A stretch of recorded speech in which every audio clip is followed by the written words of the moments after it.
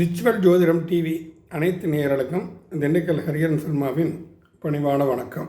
நாம் இந்த பதிவில் வருகிற 29ஆம் தேதி குரு பகவான் வக்ர நிவர்த்தி ஆகிறார். அவ்வாறு வக்ர நிவர்த்தி ஆகக்கூடிய குரு தன் பார்வைப்படும் மேஷத்தில் இருந்துட்டு வக்ர நிவர்த்தி ஆகிறாரு. சிம்மம், துலாம், தனுசு இந்த மூன்றையும் தன்னுடைய வக்ர பார்வையினால் சில பல ஏமாற்றங்களை கண்டிப்பாக தந்திருப்பார். அதாவது இந்த ராசிக்காரன் கொஞ்சம் இது நடக்கும் நினச்சிட்டு ரொம்ப தீவிரமாக முயற்சியில் இருப்பாங்க. அவங்களுக்குலாம் சில பாதிப்பில் கொடுத்துருக்கும். கடைசி எட்ஜில் போய் ஒரு ஏமாற்றத்தை கொடுத்துருக்கும். 5ஆம் இடம்னு சொல்லக்கூடிய சிம்மம் என்றைக்குமே ஒரு எஃபெக்டடான ஒரு ராசி நம்ம எல்லாம் சொல்லுவோம். ஒரு உயர் பதவி சம்மந்தப்பட்ட விஷயங்கள், பெரியோர்களை சந்திக்கக்கூடிய சில விஷயங்கள், இதெல்லாம் ஒரு பெரிய ஏமாற்றத்தை கொடுத்துருக்கும். துலா ராசிக்கும் அப்படி தான். கணவன் மனைவி சில பிரச்சனைகளை உருவாக்கி கோபதாபங்களோடு விட்டு பிரிந்து தாய் வீட்டுக்கு செல்வதோ, சில பேருக்கு கோர்ட் வரைக்கூடிய பிரச்சனைகள்லாம் கூட நடந்திருக்கும். அதே மாதிரி 9ஆம் இடம் சொல்லக்கூடிய தனுசை அந்த வக்ர பார்வை பார்ப்பதால் தந்தையுடன் மனோபீதம், தந்தை நீண்ட நாள் ஆசையாக தீர்த்த யாத்திரைகளுக்கு செல்ல வேண்டும் என்றால் போக முடியாமல் அவரை தடுப்பது, பெரியோர்களிடம் விவாதம் பண்ணுவது, வாக்குவாதம் செய்வது, இது போன்ற தன்மைகள்லாம் கண்டிப்பாக கொடுத்துருக்கும். அப்பேற்பட்ட குரு பகவான் வருகிற டிசம்பர் 29ஆம் தேதி வக்ர நிவர்த்தி அடைந்து மே மாதம் 5ஆம் தேதி, அது 5/1/2024 வரைக்கும் மேசராசியில் செஞ்சிருப்பார். இவர் வக்ர நிவர்த்தி ஆறுது அப்படிங்கிறது 12 ராசிகளுக்கும் வித்தியாசமான பல பலன்களை கண்டிப்பாக கொடுக்கும்.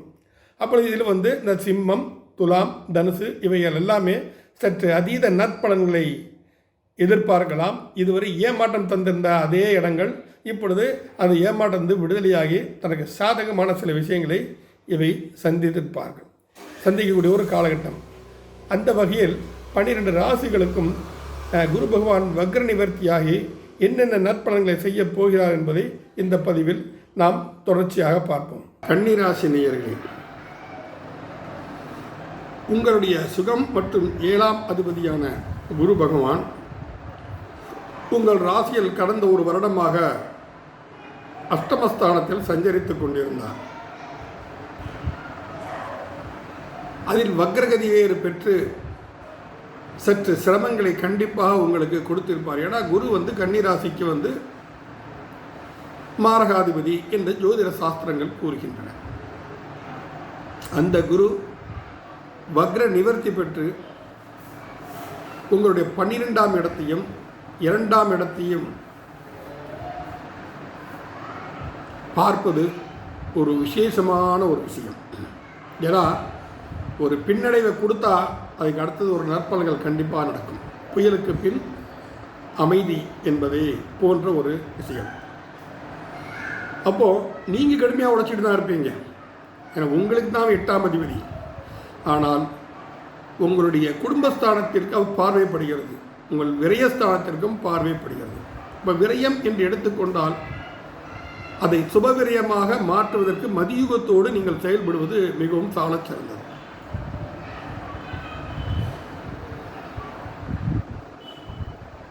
அந்த செலவுகள், ஒரு பிள்ளைக்கு கல்யாணம் காட்சி பண்ணுறோமா, ரைட், அதுக்கு நகைகள் வாங்குறது, பிள்ளைகளுக்கு குழந்தைகளுக்காக படிப்பு செலவுக்காக மேன்மையான ஒரு நல்ல தன்மையான ஒரு கல்லூரியில் சேர்ப்பது, இல்லை வெளிநாடுக்கு சென்று அனுப்புவது, வெளியூர்களுக்கு சென்று அவர்களை ஆசிரியர்கள் தங்க வைத்து அவர்களை நல்ல கல்வியின் தன்மையை கொடுக்க செய்வது, இவை எல்லாமே ஒரு சுப விரயம் தானே, ஒரு சந்தோஷமான செய்யக்கூடிய விரயங்கள் தானே.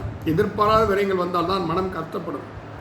அந்த எதிர்பாராத விரயங்கள் இப்பொழுது வக்ரகதியில் இருக்கும்போது நடந்திருக்கலாம் உங்களுக்கு, கன்னிராசிக்காரங்களுக்கு. ஆனால் வரக்கூடிய காலகட்டம் உங்களுக்கு அது சுப விரயங்களாக மாறும்.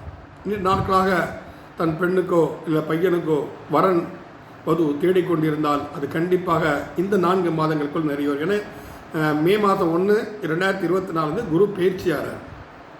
அது பயிற்சியாகிறது உங்களுக்கு இன்னும் அதீத நன்மையை தரும். ஏன்னா உங்களை 5ஆம் பார்வையாக உங்கள் ராசி அவர் பார்க்க போகிறார். அது நம்ம அடுத்த நிகழ்வுகளில் நம்ம பேசுவோம் அதை பற்றி. இப்போ இந்த வக்ர நிவர்த்தியாய் உங்கள் விரயஸ்தானத்தை பார்ப்பதால் சுப விரயங்கள் ஏற்பட்டு நீங்கள் மன மகிழ்ச்சியோடு வாழக்கூடிய ஒரு தினம். காலம் என்று நாம் சொல்லலாம். அதேபோல் குடும்பஸ்தானத்தை பார்ப்பது என்பது குடும்பத்தில் குதூகூலங்கள் பூத்து குலுங்கும். மனைவி, மக்கள், குழந்தைகள், தாய், தந்தை அனைவரும் ஒன்று கூடி ஆலயங்களுக்கு செல்வது, சொந்தக்காரர்கள் இல்லங்களுக்கு செல்வது, இப்படி பல சந்தோஷமான நிகழ்ச்சிகளில் கலந்து கொண்டு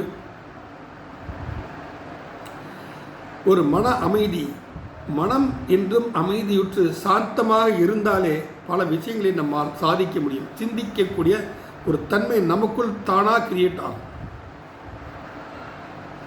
மன அமைதியாக இருக்கும்போது அதை செய்யணும். ஆத்திரத்தில் எதையுமே செய்யக்கூடாது, அவசரத்தில் எதையுமே செய்யக்கூடாது.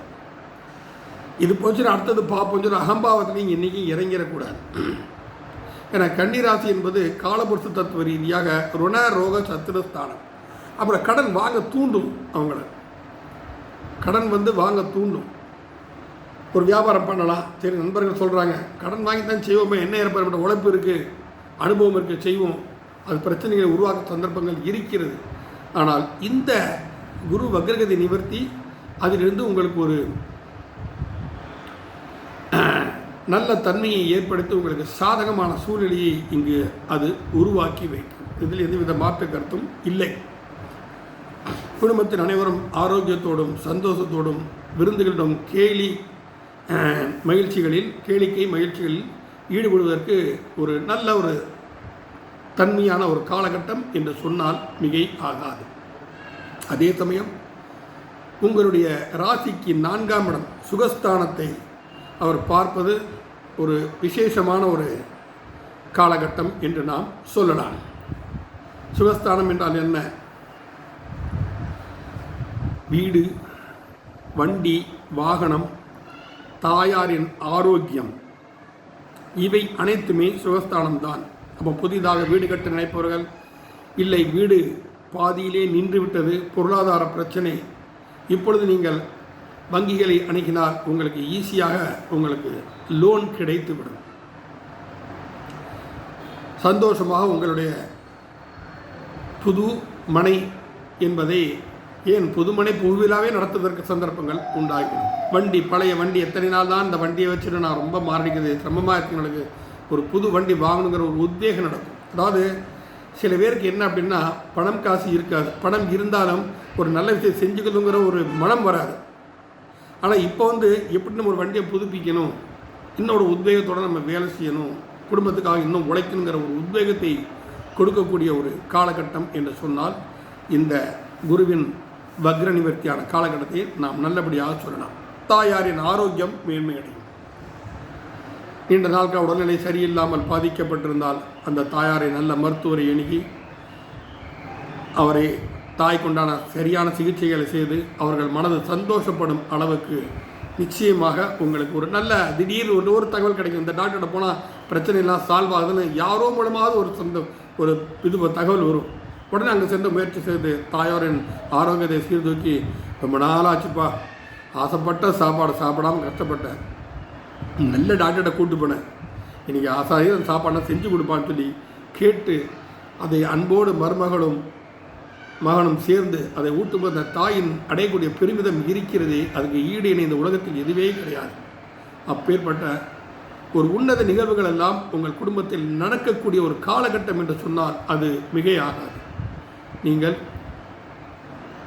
தாயார் வழிபாடு, லக்ஷ்மி அன்னையை போற்றி லக்ஷ்மி அஷ்டோத்தரம் சொல்லி, இல்லை லக்ஷ்மி அஷ்டகம் கூகுளில் போட்டேன்னா வரும்.